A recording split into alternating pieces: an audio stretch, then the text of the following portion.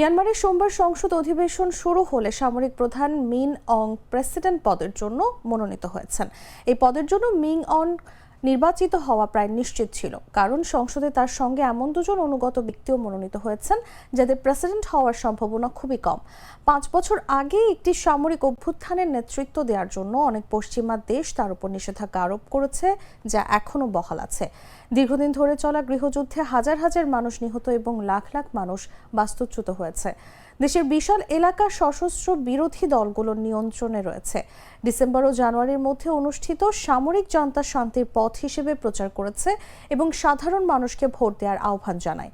কিন্তু এই ভোটকে ব্যাপকভাবে একটি প্রহসন হিসেবেই দেখা হয়েছে, কারণ গৃহযুদ্ধের কারণে অনেক জনপ্রিয় দলকে নির্বাচনে অংশ নিতে দেওয়া হয়নি বা নিষিদ্ধ করা হয়েছে। তবে বর্তমান শাসক গোষ্ঠী এই সমালোচনা প্রত্যাখ্যান করে দাবি করেছে যে ভোট অবাধ ও সুষ্ঠু হয়েছে।